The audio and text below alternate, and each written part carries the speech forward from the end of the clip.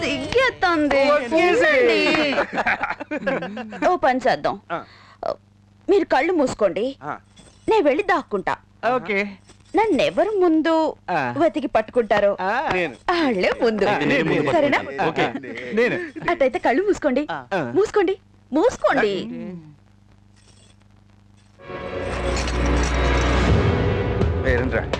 ఎవరికి first chance? ఎవరికి? మనకే, ఇంకెవరికి?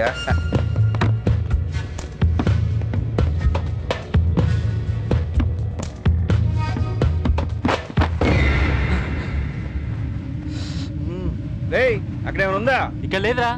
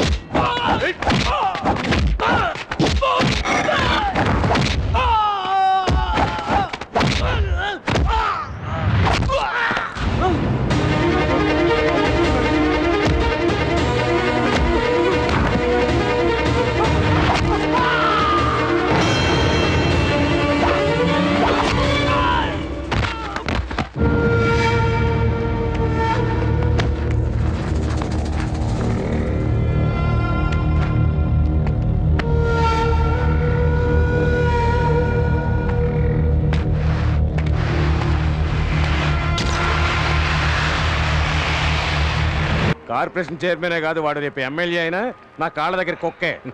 అయ్యో గారు, నేను ఎమ్మెల్యే అవుతానా? అవునరా, త్వరలో మార్పులు చేర్పులు జరగబోతున్నాయి. నిన్ను ఎమ్మెల్యే ఏం చేస్తా, కానీ ఒక పని చేయాలి. నీ ఎమ్మెల్యే గాడు నా మాట వినడం లేదు, వాడిని లేపే. వాడిని లేపేస్తే నేను ఎమ్మెల్యే ఎట్లా అవుతానయ్య గారు? ఓరి పిచ్చోడా, వాడిని లేపేస్తే ఎమ్మెల్యే సీటు ఖాళీ అవుతుంది, నిన్ను కూర్చోబెట్టేస్తా. అయ్య గారు, నాకు ఒక సందేహం. ఏంట్రా? ఎమ్మెల్యే సీట్ ఖాళీ చేస్తే ఎమ్మెల్యే అవుతాను, అయితే మంత్రి సీట్ ఖాళీ చేస్తే మంత్రిని అవుతానుగా అయ్య గారు. ఏంట్రా వాగుతున్నావు? సీట్ ఖాళీ చేయండి అయ్య గారు.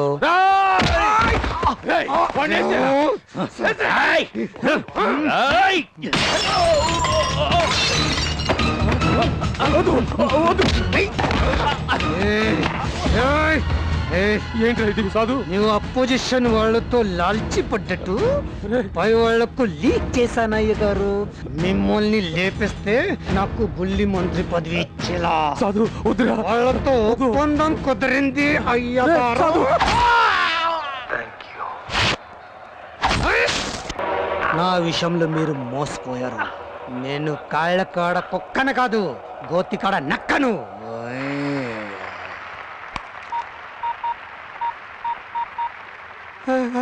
Hello hello, police station.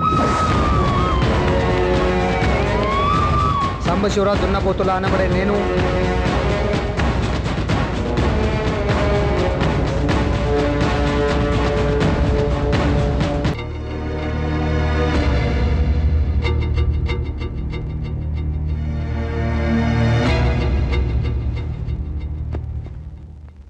వాళ్ళందరినీ నరికేసి చాలా మంచి పని చేశావు. వెళ్ళి మిగతా వాళ్ళందరినీ కూడా వరుసపెట్టి నరికాయి. నెత్తి మీద టోపీ, ఒంటి మీద ఓ యూనిఫామ్, చేతిలో లాఠీ, ఓ తుపాకీ. Waste waste. మనం ఖాకీ వేసుకున్న ఖైదీలం. మన చేతుల్లో బేడీలు లేవు, చేతులకు బేడీలు ఉన్నాయి. రూల్ ప్రకారం పోతే మనం ఏం పీకలేము. ఈ నా కొడుకులు మనల్ని డ్యూటీ చేయనిస్తాయిగా. ఇదిగో వీళ్ళగా తప్పదాగి అర్ధరాత్రి రోడ్ల మీద లైట్ లేని సైకిల్ పట్టుకోవాలి. అవసరమా? నువ్వు కొన్నాళ్ళు పోలీసు అని మర్చిపో, దాక్కో. నువ్వు కొన్నాళ్ళు పోలీసు అని మర్చిపో, రెచ్చిపో. నువ్వు నాకేం చెప్పలా, నేను నీకేమీ చెప్పలా. అసలు మనం కలవలా. నరికే ఈ కొడుకుల్ని.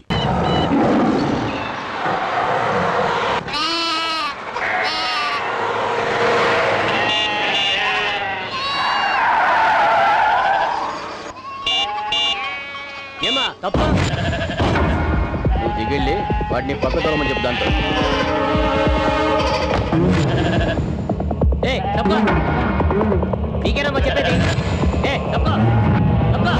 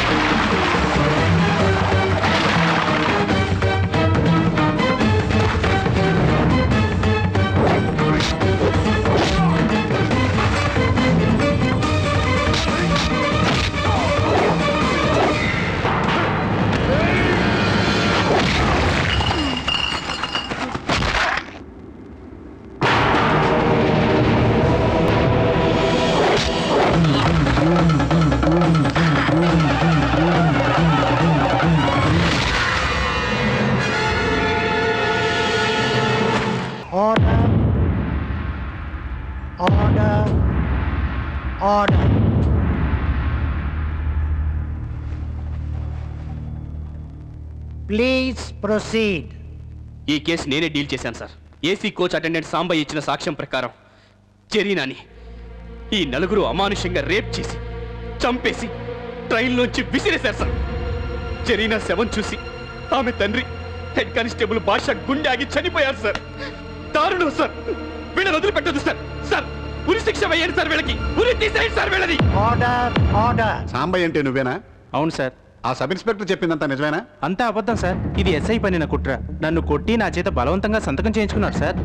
మరి నిజమేమిటి? ఆ అమ్మాయి ఆత్మహత్య చేసుకుంది sir. Swami, this is court. Note this point your honour. అసలు ఏం జరిగింది? సార్ ఆ అమ్మాయి S9 బోగి ఎక్కబోతూ ఏసీ కోచ్ ఎక్కేసింది సార్. అంతలో సెల్ ఫోన్ మోగింది సార్. బాయ్ ఫ్రెండ్తో సెల్ ఫోన్లో మాట్లాడుతూ యూ రాస్కెల్, ప్రేమించి మోసం చేస్తావా అంటూ సెల్ ఫోన్ విసిరికొట్టింది సార్. ట్రైన్లో నుంచి దూకపోయింది. నేను ఆపాలని ఎంతో ప్రయత్నించాను. ఆ పెనుగులాటలో ఆ అమ్మాయి ఉంగరం నా చేతికి వచ్చేసింది సార్. ట్రైన్ నుండి ఆ అమ్మాయి దూకేసింది సార్. పాప నా కళ్ళ ముందే ఆ అమ్మాయి చచ్చిపోయింది సార్. అబద్ధం! వీడు చెప్పేదంతా అబద్ధం. వీడి డబ్బు కమ్ముడిపోయారు సార్. సార్ అసలు అమ్మాయి దగ్గర సెల్ ఫోనే లేదు సార్. Order order. నేను రైల్వే పోలీస్ కానిస్టేబుల్ సార్. ఆ అమ్మాయి 7 జాకెట్లో ఈ కుర్రోడ్ ఫోటో దొరికింది సార్.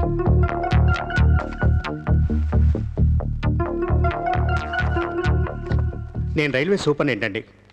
మా రిజర్వేషన్ చార్ట్ ప్రకారం ఈ నలుగురు కుర్రాళ్ళు ఆ రోజు ఏసీ కోచ్లో ట్రావెల్ చేయలేదు. I'm doctor Venkatrao. జరిగిన డెడ్ బాడీని నేనే పోస్ట్ మార్టం చేశాను. చనిపోయే నాటికి ఆ అమ్మాయి 3వ నెల గర్భవతి. ఇవ్వండి పోస్ట్ మార్టం రిపోర్ట్స్.